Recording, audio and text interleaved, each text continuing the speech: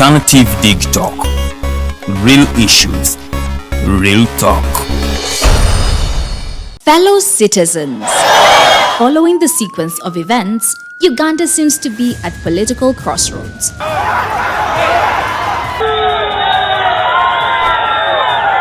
I'm not a servant of anybody. Madam, I know the law. As such, Alternative Digital brings you the Interface Show with retired Colonel Dr. Kiza Besuje. Let's keep on the same page on Alternative Digitalk, As he gives you the alternatives on the transition question, rule of law, human rights and freedom, youth inclusion in governance, economic stagnation, as he confirms. I'll be always here Saturday from 10 a.m. in the morning. Be there. Don't miss the live discussion on the Alternative Uganda, Digitalk TV Facebook pages, and the Alternative Uganda YouTube channel.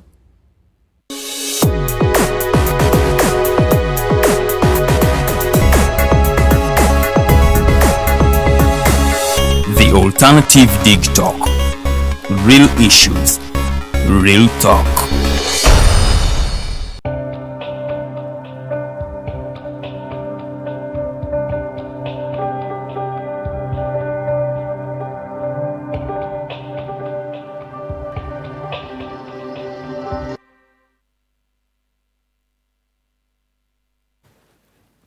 A very good morning to our viewers. You're most welcome on this show.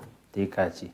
I'm Katoto Msime hosting this show as always, and this is the Alternative Digitalk, streaming live on our Facebook pages, the Alternative Uganda and Digitalk TV. Later on, our shows are posted and uploaded on our YouTube channel, the Alternative Uganda. You can like us, follow us, comment, and give your views. We shall be able to respond where our response is needed. It is a very cold morning this side, and the rain is still out. So if you're heading to town, carry a jacket and be safe. I will start on an issue that has commonly affected the entire economy and the world. That is COVID-19. And on a third note, I should inform you that about 28,000 people have tested positive of COVID-19 in China. That is courtesy of BBC. And here in Uganda, in Chisoro, we have registered a total number of 21 people who have tested positive of COVID-19. That means that as we are struggling with Ebola, that is very rampant at the time, COVID is back. And in China, they have again gone back to the lockdown and the rest. So we need to be careful and follow the SOPs like washing hands, put on the masks where necessary, and use the hand sanitizer. Now, on another note, I will give the legal alert of the week. It's more similar to our topical discussion today about the matrimonial property in Uganda today. And I have a lawyer here, an advocate, Nambozo Susan, who will be taking us through this section. But now, this is the case of Birungi Nicholas versus Kacho Pamela. That is about the responsibility of the parents about and when they are paying school fees for their children who are above 18. And the court has made it clear there are instances where it can order for the parent to pay the school fees of that child even when they are above the age of 18. So you look up to that case and get informed. I will take this opportunity to welcome Counsel Susan this morning, and you can say hello to our viewers, and then we can start up our discussion today. Thank you very much, host. Thank you so much to our viewers. My name is Nambozo Susan. Okay. I am an advocate and a lawyer practicing with Joshua Musinguzi, Associated Advocates, right at Post Office Building. I'm also a vanguard for women's immunity from all forms of discrimination, violence, and I also advocate for access to justice to all people without discrimination, whether poor, whether rich, any person should be able to access justice. So that's me. Okay, you're most welcome on this show. And our topic of discussion, we shall take this opportunity to analyze the matrimonial property, the issues that rotate about matrimonial property in Uganda, and considering the recent precedents and court decisions about the same. And I hope you'll be able to guide our viewers out there so that they can get informed about different issues and what they need to know when it comes to issues of matrimonial property. I should ask maybe if you know some Ruganda and you can be able to mix in a bit as you are discussing this topic. Now, Yes. to start with, my first question would be, when we talk about matrimonial property, what exactly are we meaning, and how and when do we term such a property to belong or to be part of a matrimonial property? Okay, thank you so much once again, our dear host. Matrimonial property, just like the word matrimonial, Yes. emanates from marriage. Okay. Okay? We cannot call property matrimonial if there is no marriage subsisting between two parties. Okay. Now, marriage is a creature of the law. Our constitution under Article 31 provides for the right of two consenting adults to found a family, to marry. As long as they're adults, they can marry.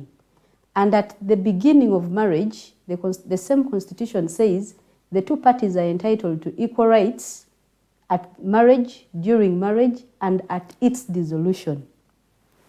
Now, the concept of matrimonial property is, and its division only suffices at the dissolution of marriage.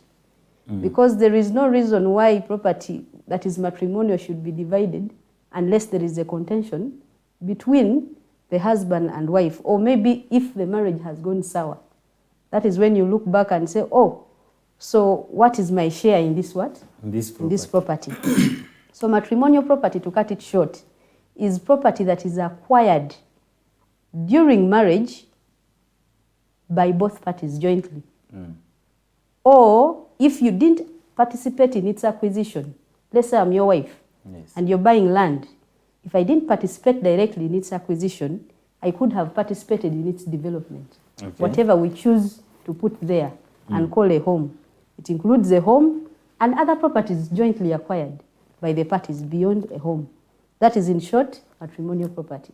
So matrimonial property, I'll give an example of the two parties that are cohabiting. They are not married at the time. And they participate together, contribute, and they acquire a number of properties. Does it also qualify to be termed as matrimonial property? And that's why I started on the bedrock. Matrimonial property emanates from a legal marriage that must subsist between two parties that are legally married. So the marriage itself must be legal. The marriage must be there. If you're cohabiting, we cannot call it matrimonial property. We could call it joint property. Yes, but not matrimonial Not matrimonial property. property. Yes. Okay. Yes. Now, when we talk about the issue of equality in the marriage, during the marriage and its dissolution, to an ordinary citizen there, or a layman, they may not understand it clearly. And the equality part of it, does it mean that we have the same shares in the property that we own as married people? The time, for example, I'll give the best example as if I marry somebody, for example, Lillian, and Lillian finds me owning a vehicle and a house. Does it also fall part of the matrimonial property? Now, let me clarify this. There are a lot of decisions of the Supreme Court and also the most recent decision that has been hitting waves And on that's social where media I want to take you to. the last week. Yes. Now, equality as embedded in Article 21 of the Constitution and even in Article 31 of the Constitution, when you're looking at marriage, does not give couples an automatic 50% share. It does not. Because if you are married, you cannot claim for what you didn't put in, simply because you are married. You are married. The decision of Ambayo Joseph and Aserua Jackie, okay, sets out certain perimeters within which couples can claim a share in what is termed as matrimonial property. one of the principles established in that case is that marriage per se is not an automatic right for you to acquire a 50% or an equal share in the matrimonial property. A party that wishes to acquire that share must contribute. And courts will always look at the value, what you have actually contributed. One of the reasons the party in that, actually the appellant appealed in that case, was that the trial judge, who is now the Honorable Justice of Court of Appeal, Bamgemereire, did not properly evaluate the evidence that he had put. Because for him, he argued that he got this lady at the age of 19. Okay. He pushed her through school. She was not educated. She was just in P7, actually pre-P7. She finished and took her through school. She attained a diploma in tailoring. Yes. Okay? And the man argued that he acquired the property himself before marrying this before wife. Marrying the wife. That means prior to the marriage, it was individual property. But upon marriage, there are contributions the woman put in as much as she lacked enough what? Evidence to prove the contributions that she actually put in. Then the other issue that the court looked at is that contribution may be direct or indirect. Okay? Monetary or non-monetary? Monetary or non-monetary. Direct in a sense of money. I can give money and say, you know what, my husband, use this for buying the iron sheets. Yes. Or I may be cooking for the workers that are constructing the what? The matrimonial home. That is really indirect. Okay? The other principle that I want our viewers to know that came out in this case is that when court is trying to come up with the actual contribution, especially the indirect contribution, they look at the cost of the alternative, that service. For instance, what is the cost of hiring a cook to cook when people are building? So if you would have to pay 10,000 per day or 50,000 to that cook, so that will be calculated as that will be calculated as your contribution in determining the percentage to take away, but not 50-50. So the value of the work provided or the service provided is actually quantified in terms of money. Exactly. And that is your contribution. Yes. Now I should ask that, is the decision in this Ambayo case, is it raising new issues in the law, or it is actually following the principles that have been laid in the previous decisions concerning matrimonial property? Okay, I don't think it's raising anything new. For me, it is bringing a circumstance at hand. Okay. Because in the case of Julius Rabinumi versus Hope Bahimbisomwe, it was a Supreme Court decision where Justice Chisache categorically said that when it comes to issues of matrimonial property, and when you're looking at contributions of spouses, it varies from a case to case. So this is one of it. So different cases exactly are determined depending by on the a case-by-case basis, the circumstances determined. But the principles have well been laid in the Hope Rabinumi case and other decisions before.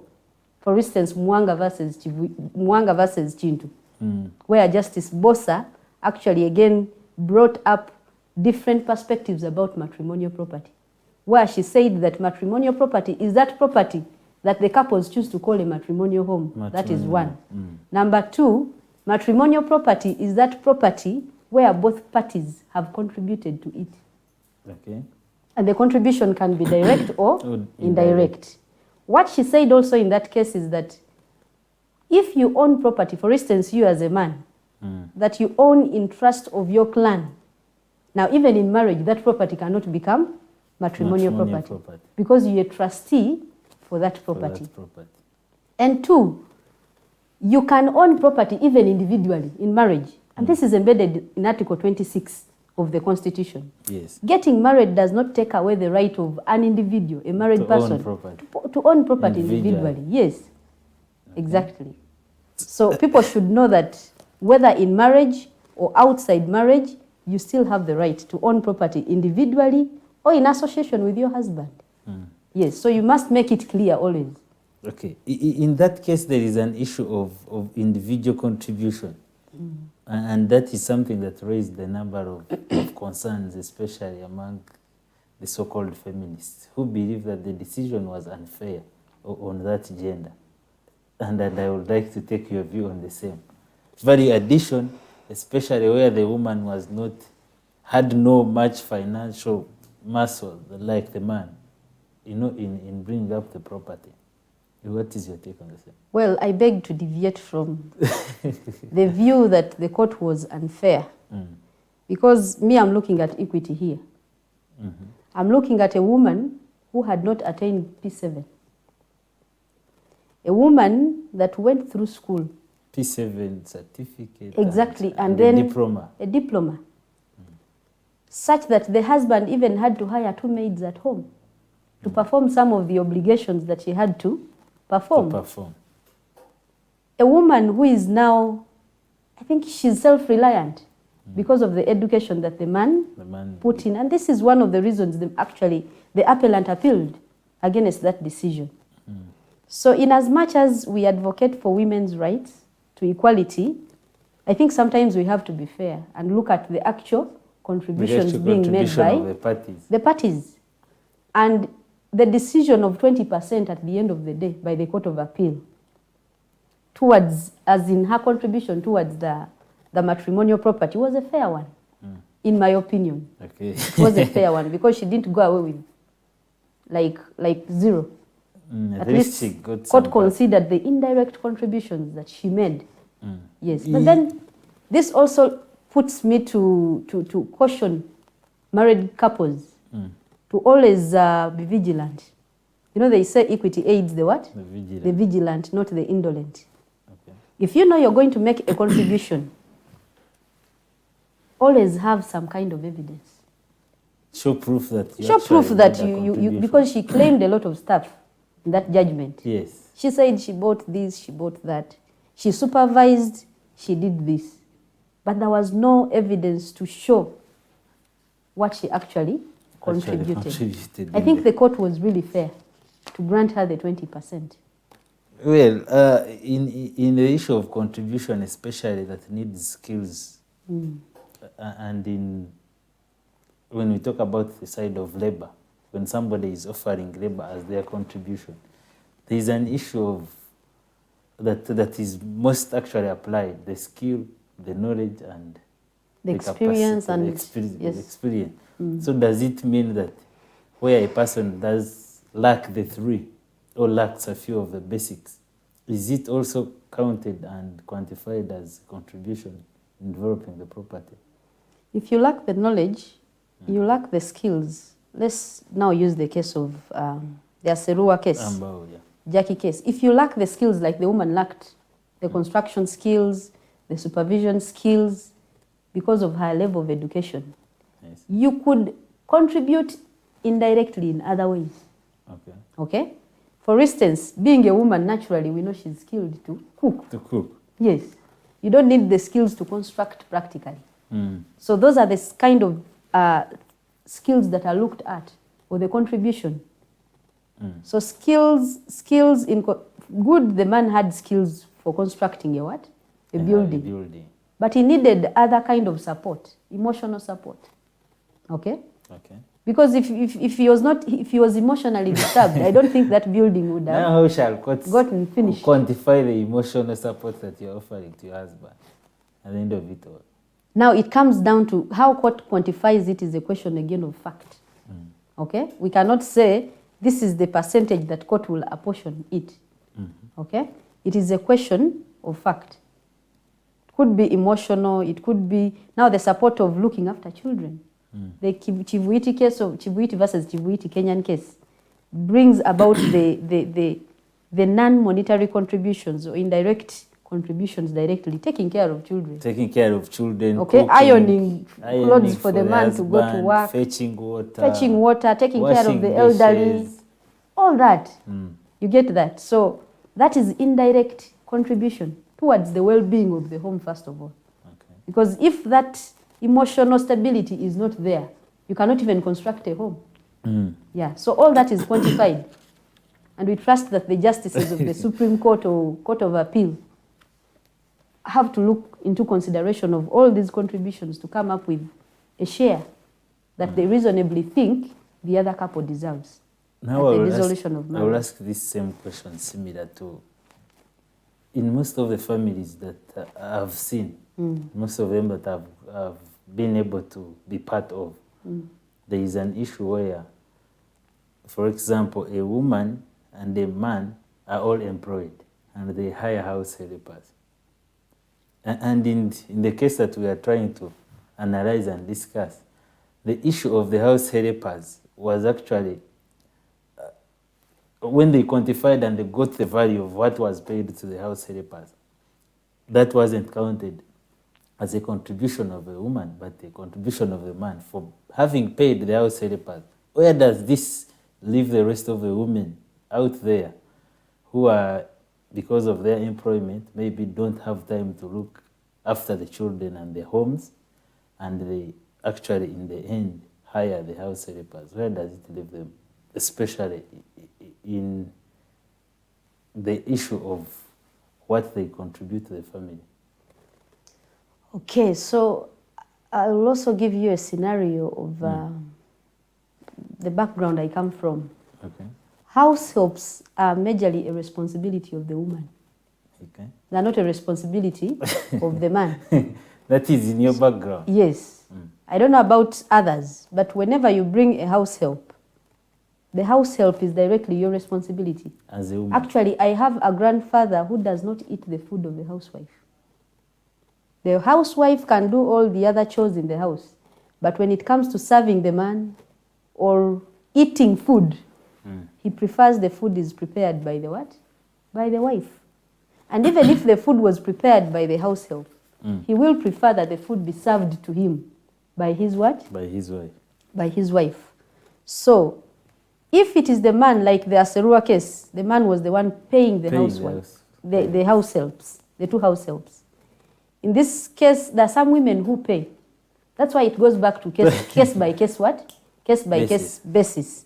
For you, if you know you're a housewife whose husband is paying the house help, but at the end of the day, you're the one supervising this house help. You're going to tell her, wake up in the morning and say you have to do ABCD. You prepare this so food. You're the one going to buy food in the market. So all that brings the house help under the authority of the what? Of the lady. Of the wife. Not the man. The man may just give money. Because in either way, he also has to contribute towards the well-being of the what? Of the family. If both of you are employed formally. Yes. So, and the issue that again rose in that case was the issue of contributing to the education. And we have had so many families where the man and the woman get married, or even before they get married, we have had, concerns where boyfriend, girlfriend are contributing to each one's education. And most of the cases, they end up not getting married.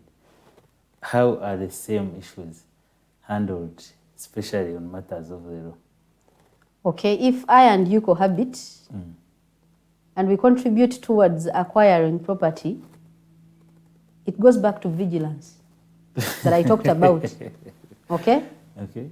Court, if it's matters of the law, there must be evidence. You will not just claim, I stayed with my brother Kato or my husband, locally, as long as you're cohabiting, people think these people are what? Are legally married.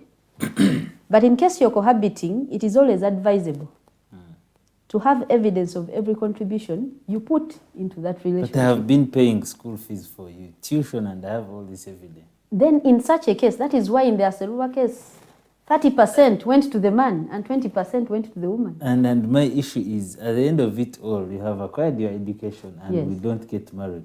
Yes. Do I have any other remedy available for me as somebody who contributed to your education?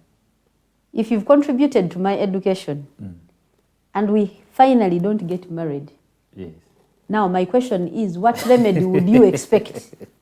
What remedy would you expect? That is the remedy I want you to give to me. The remedy, is it that you want compensation for what you have put in?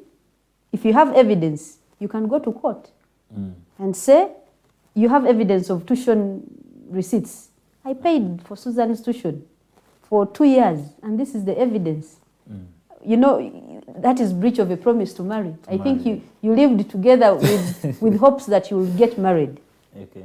So if you have such evidence, I'm sure a court will not throw your case out. They will handle it on equitable grounds and compensate, order me to compensate you for what you put in. Since I have breached that what? That promise to get married to you. So to summarize that, all is about being vigilant. Being vigilant, keeping records. But in most cases, most of the clients that come to us do not have records. They will just come crying and just basing on words. Yes. And that's the end of it. I have stayed with this man, I have done this, I've done that, I've done that. It can't help. At the end of the day, even when you want court to help you, it should help you basing on some kind of what? Of evidence. Okay. Yeah. And on the issues, because we have had circumstances where most of this generation, and especially the women, have, in a few years back, they have used this opportunity and advantage on their side and trying to marry old men, targeting their property, not considering the issue of contribution. Where does this leave the same? Now it's high time. I think this decision should speak to them that getting married to a man, however old or young he may be, does not entitle them to automatic share. Because this has been, they get married for 6 months down the road and you see the divorce and the property of the man is being divided. And this is how most of these young ladies are becoming famous and rich at a young age. And everybody has taken that to their advantage. As you talk to the viewers out there, where does this decision and quite a number of decisions concerning matrimonial property leave them? Now, to my fellow women, I would advise that you take cognizance, first of all, of the decision of the court and know that your marriage to this man, whether rich, old or young, will not entitle you to an automatic share in the matrimonial property. If you get this man when he's already established, just know that in your divorce petition or proceedings, if the man is vigilant enough, he will bring out all the records of his properties before he got you. Okay? And if he's not vigilant enough, you might be the lucky one and you walk out with a lot of what? A lot of wealth. But you saw, we also have judicial officers that are alive to the daily circumstances of life. So if you got married this month and then January or Feb next year you're petitioning for divorce, then it's not realistic that you'll move away with a lot of what? Of wealth. Because of your contribution. Because of your contribution. Because they will go back and say, okay, you got married this December or November and you're divorcing in April. What could you have contributed to entitle you to this much that you want at the end of the day? So the judiciary is not blind. They should, my fellow women should watch out. It is not blind. And I encourage them to actually contribute in order to claim. And work hard so that they can get exactly, a bigger portion. Exactly. In case they want to divorce. Yes, because it's not good to want to reap from where you have not what? Where you have not sowed. We have had another issue, Council, and I want you to help our viewers out there because on a certain number of occasions, this question has been coming in and out. Now the issue of the commonly called and termed as the side chicks.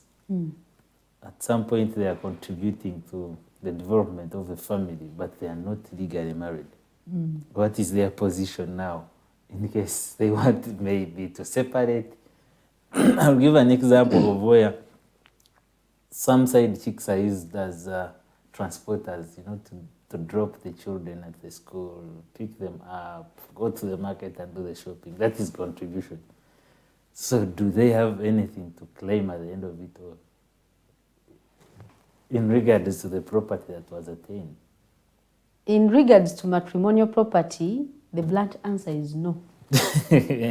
Because the side chick is not married to the man. The man. I want to believe it is a side chick in form of a lady. Like because we also have side chicks that are men. Yes, and I want you to so which side combine all of them. Okay. Because they are all side chicks at the end of it all. So either way. And they are being used Then the other one wouldn't call the side chick maybe a side cock or something. If it is a man. Eh?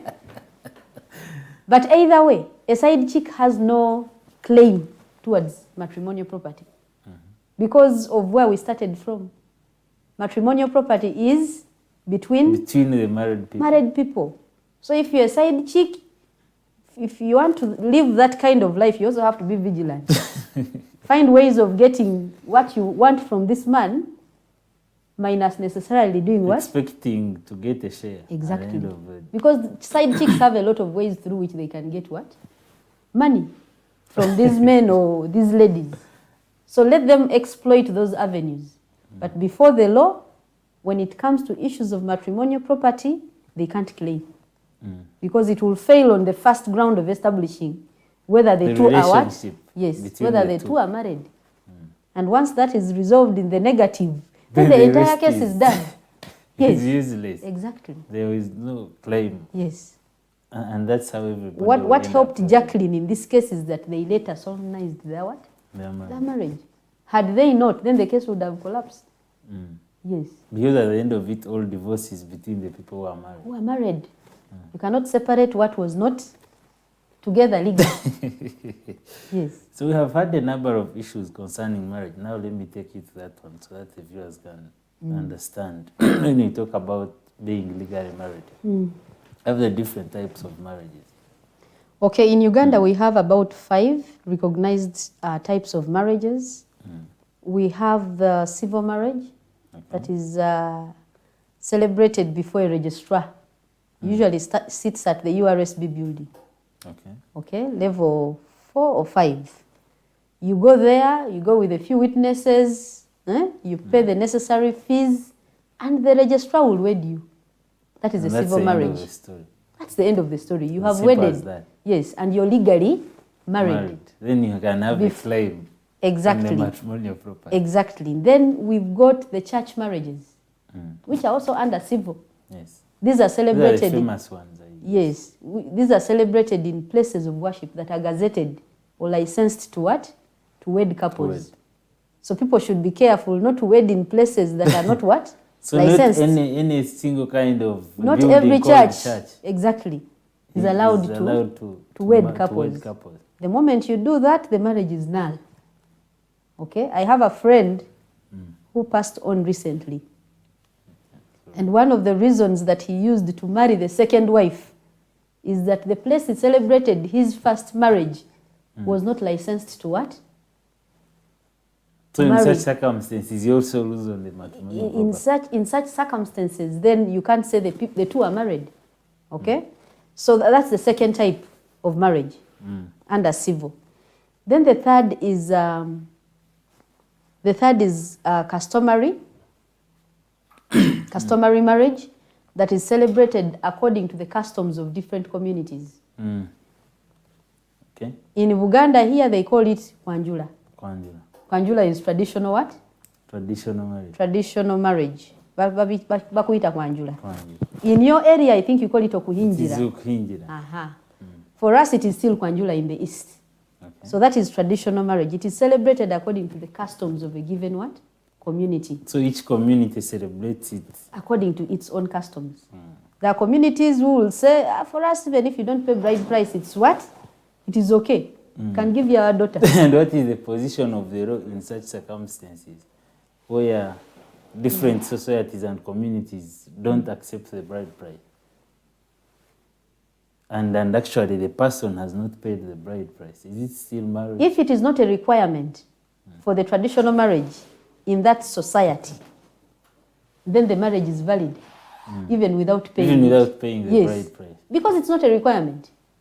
But if it is a requirement, under a given custom, if you do not pay it, even when you partially pay it, that is not marriage. You cannot say there is a traditional marriage between the two couples. Okay. Yes.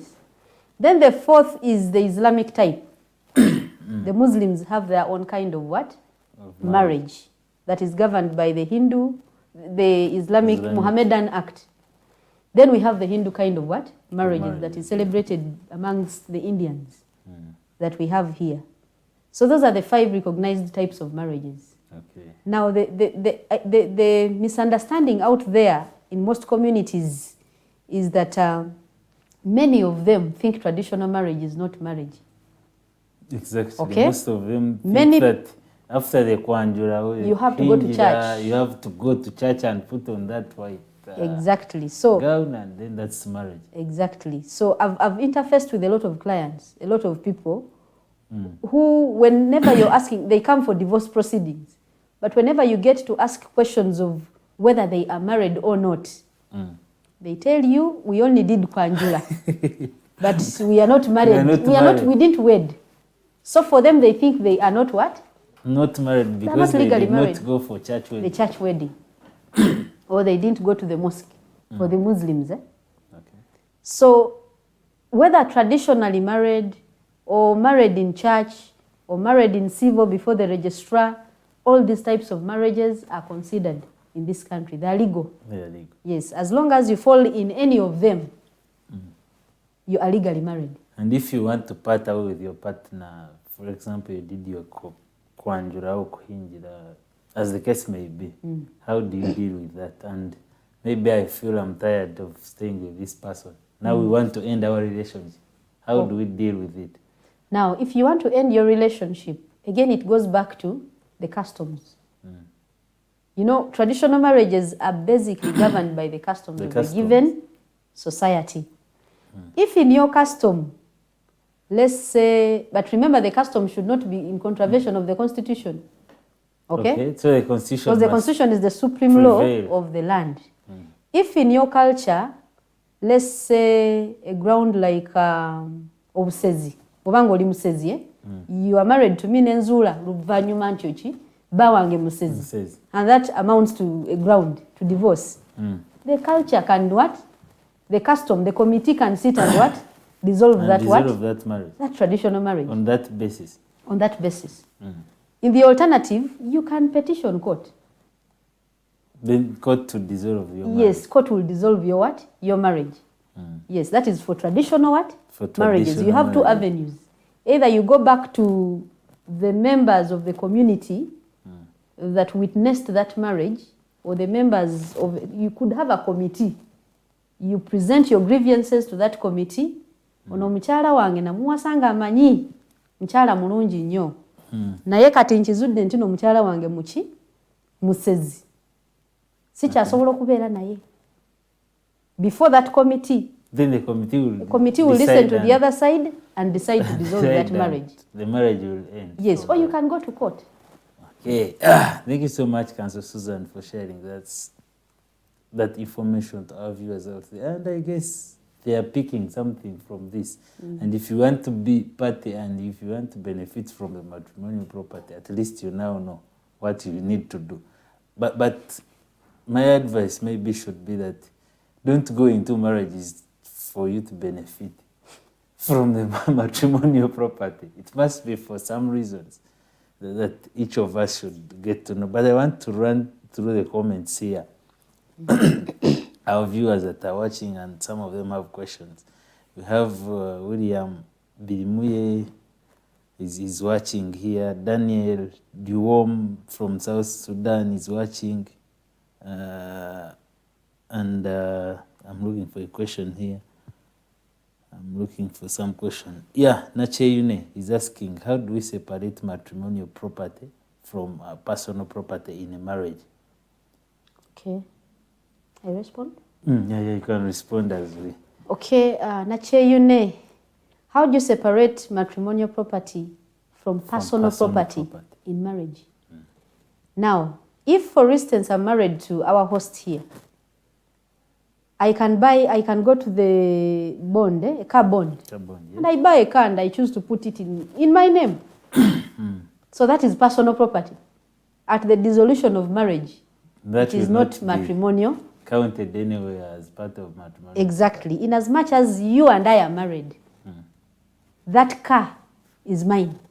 Because I went to the bond, pulled my hard cash, And paid it, and had it registered in my name. But in some divorce cases, they look at the intention of the parties. That For is example, another if you form. bought a car Yes. and its purpose is to help the family. Yes. For example, take our children to school. Yes. How do we categorize that? Now, when you go to the intention of the parties, if the intention should be geared towards us sharing.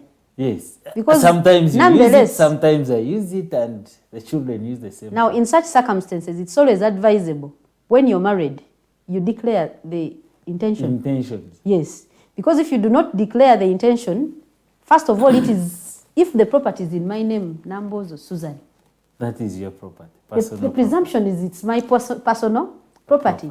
Because I bought it when I was married to you. Had I had a different intention of co-owning this car with the you, names would have changed. I would have put Nambozo Susan and Kato as the registered proprietors of this what? Of this vehicle. Of this vehicle. You get it? Then matrimonial is where, now I'll use the same example of a vehicle. We need our children to get mobility, to go to school easily. I get 50 million or say, or 20 million, you contribute like 20, or if it is equal, it's okay. We contribute and buy this car. And buy the car. Now we are making it matrimonial property. At the dissolution of marriage, that car is going to be valued and we'll get 50-50. If we contributed 20%, 20%. Okay. Then we get 50-50. If you contributed 30% towards the car and I contributed like 10%, I'll get what I put in. Yes. Okay. So many other viewers. Derek is watching here. We have Phidias Integrated Services. They are following from the giant of Africa, Nigeria. Daniel says every session and conversation is a learning experience for me, though I have prior knowledge about this contentious topic and the case thereof. That is Daniel from South Sudan. Yeah. And this other question goes, besides these things of Sijui laws, feminism and empowerment, when is a woman, a wife, and a man, husband, man, thinking about property as an issue? If a woman stroke wife buys sugar from work, why do we make it an issue during marriage dissolution?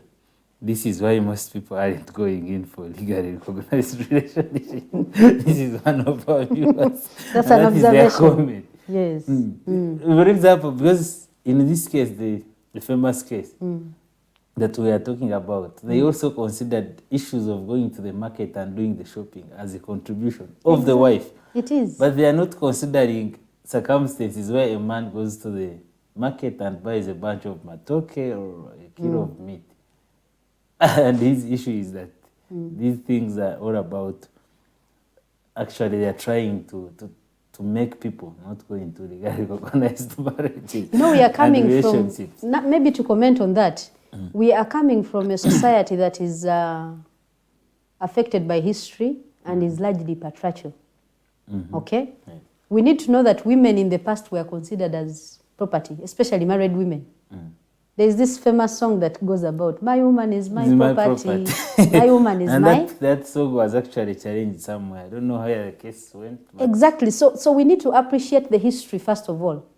I do not think a woman that is enlightened as me, for instance, would get down into such small issues of, I bought sugar, I bought matoke, my husband did this. I think at the dissolution of marriage, I will be looking at key properties. Personally, I'll look at key properties, land, issues of vehicles, issues. The other things are really small, they're miscellaneous. Okay? But we women, whether you're educated or not, there's certain contributions that we really put towards the welfare of the family that makes your life as a man easy and also my life easy. Yeah, that is why as women we are considered peace builders and homemakers. And as well as men. If the woman chooses to be chaotic, I'm telling you, even if you have which kind of money as a man, that family will not do what? Will not stand. Okay. Yeah. That is Council Susan for you. This other question it goes, is a shrine a gazetted place because it falls under customary, like church in the holy marriage? Why is church and mosque marriage is considered holy, but shrine not holy? This is our viewers. A shrine is not, when I talk about gazetted, I talked about gazetted in the sense of civil marriages. These marriages celebrated in the church. Let's not mix the two. Because he has brought in the issue of customary. Now, customary, like I said, it goes back to the community. The community. If in that community you celebrate your marriages in shrines, then it is legal. then it's legal, exactly. But I've not seen any communities that celebrate marriages in what? In shrines. In shrines. Exactly. So it goes back to the society. How the society behaves and what they Exactly. consider as to be holy and unholy. It will treat it that way. So it is treated on a case-to-case basis. Case by society basis. Eh. What Although a I've not different seen society such. believes in is not what some other societies believe in. Exactly. Although in marriage, when you're marrying, they will consider, when it comes to, they consider the customs of the lady's family. If I am getting married to you, they will consider the customs of your family, yes. and mine are just buried there. They're not buried. you are taking me from our home, okay, To our home, to your home. which has different kind of customs. That's we why you believe go. in. In fact, you go. There is a pre-visit where you go and introduce yourself, Okay. and then the kwanjula where the people of the girl officially hand over their Hand over daughter it, to daughter you. to you. So the marriage ceremony in itself is celebrated according to the customs of the girl's place. Yes. Okay, Sentongo says great insights and informative. Thanks for the show. Thank you. Nagawa Patience. Thank you, Council Susan, for standing in for us. I don't know whether this one falls, but I guess you know. On either giving them the information and how they can be beneficiaries of the matrimonial property. Exactly. And understanding that getting married enough. Does not Getting entitle- married alone is not enough for you to be entitled equally. entitled to an equal share Yes. in the matrimonial property at the Yes. end of it all. Then Nimrod Katabarwa says, Ganso Kato and Ganso Susan, thank you for enlightening the society in respect of matrimonial property. Ignorance must stop. That Indeed. is Ganso Nimrod. Yeah. And so many other people who are watching and following us. Our aim and our vision as Digitalk is to give you the information, to give you the knowledge so that you can also pass the same knowledge to the other people so that they can get to know. And I will ask you this now, having considered the questions that have come in and you have been able to highlight something concerning when different people, a man and a woman, are getting married under customary marriage and they are not from the same customs. Now, in case of divorce, in such circumstances, which customs and which norms are followed? In cases of divorce, since the marriage was celebrated according to the customs of the girl, okay? In case of divorce, it is the same thing. It goes back to the customs of the woman. That's why it's advisable even under traditional marriages.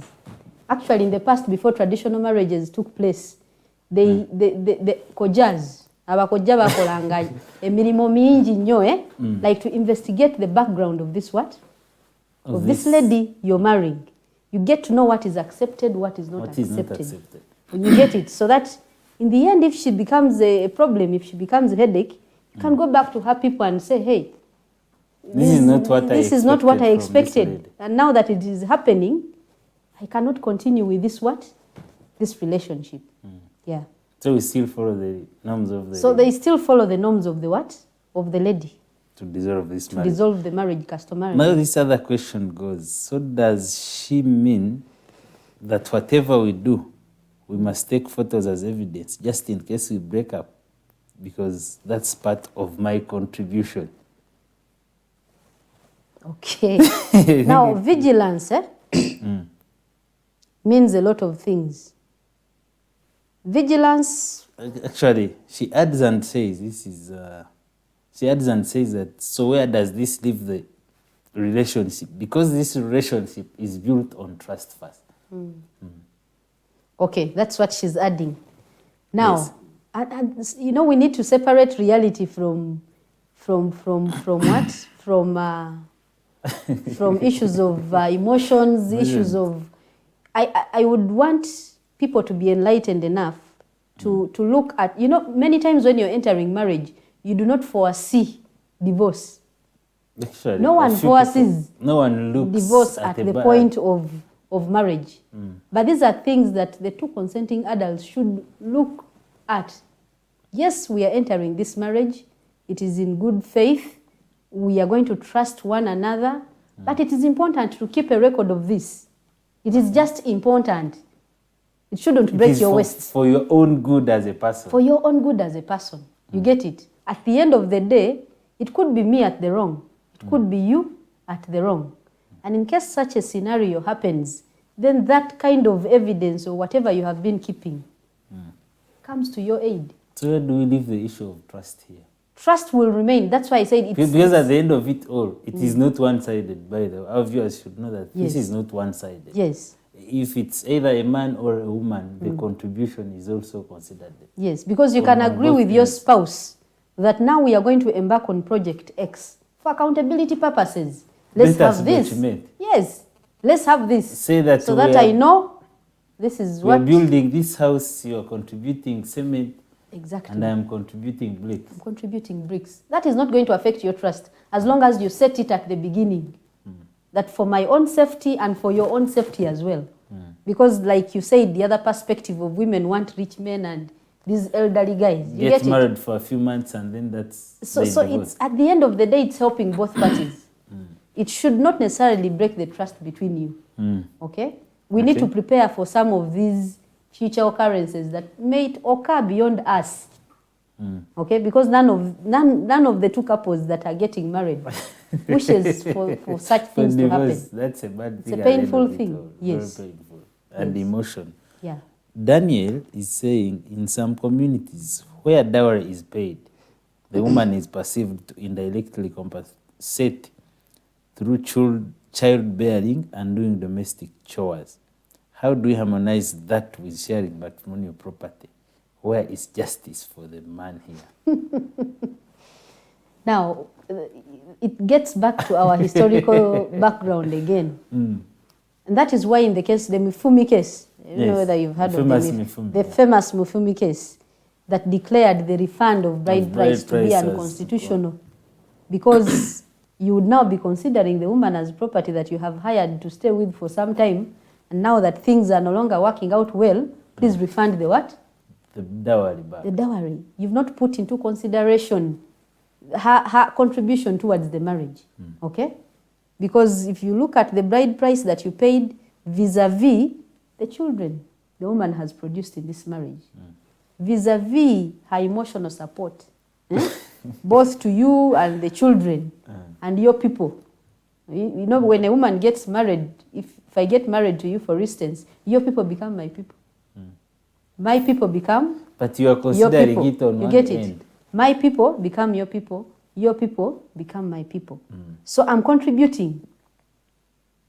That is why the court ruled that refunding this bride price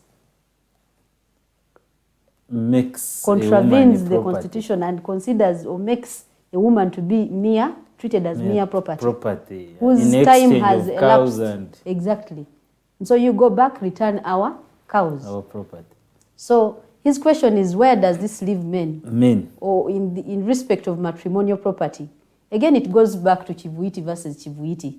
Those contributions the woman is making at divorce, okay? At divorce, are Yes. quantified. Are quantified Quantified. by court and paid. But when you talk about issues of emotions, men also participate and they offer emotional support Yes. to the family.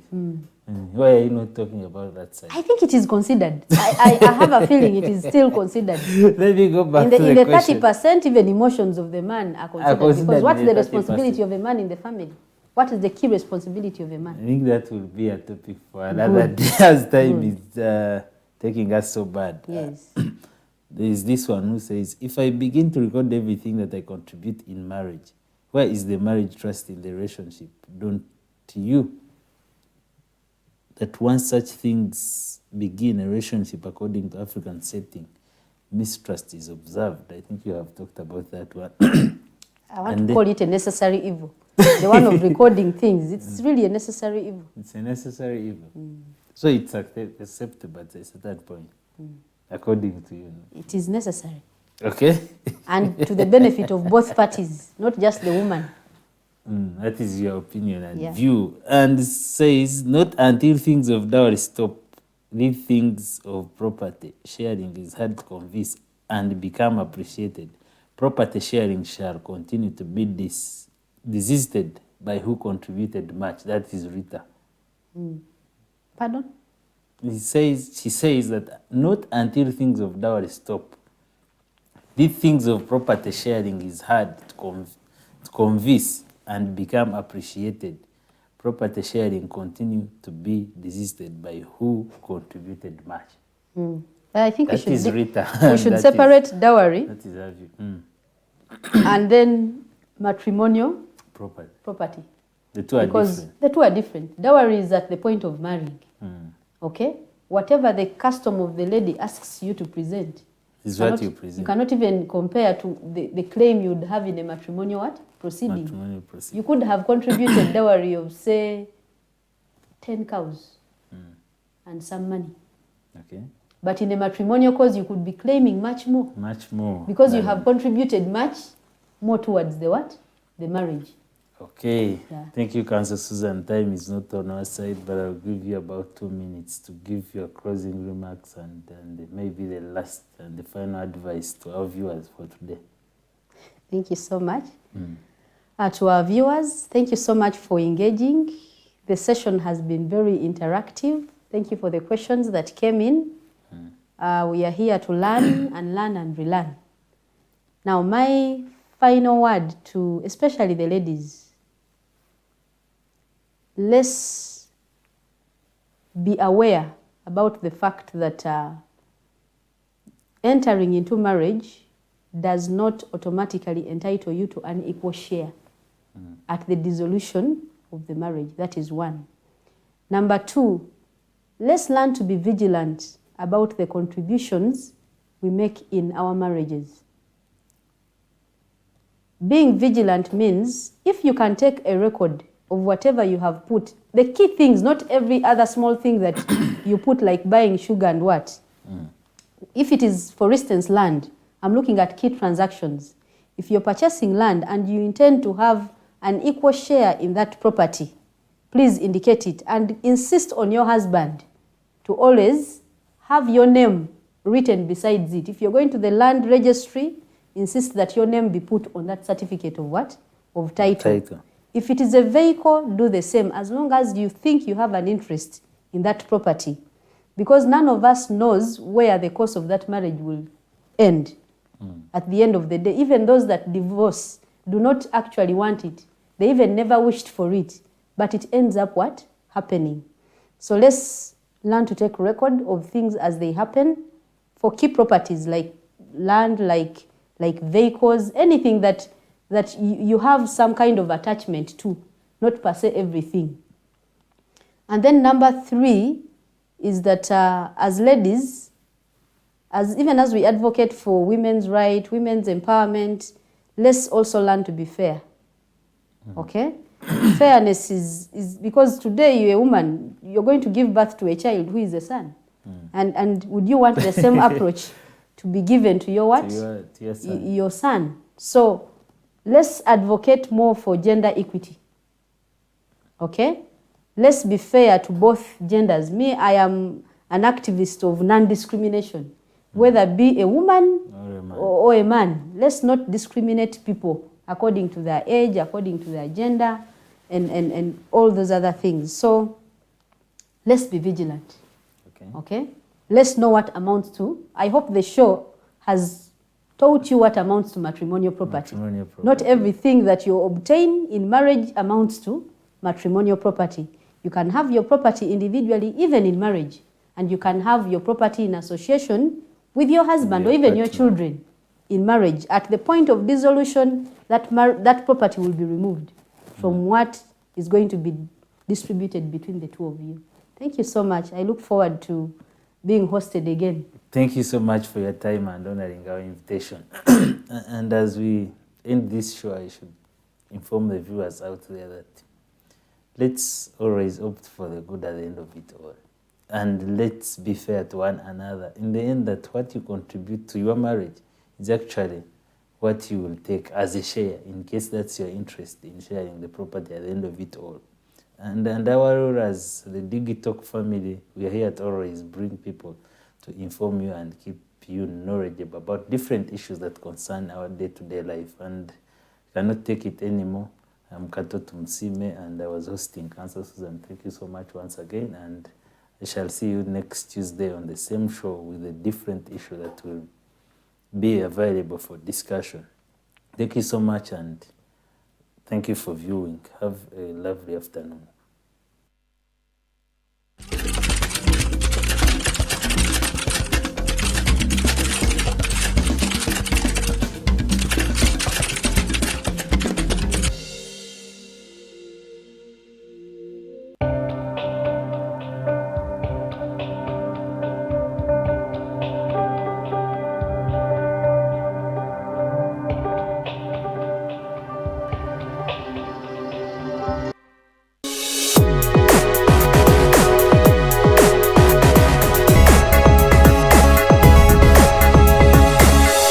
Alternative Digitalk. Real issues, real talk.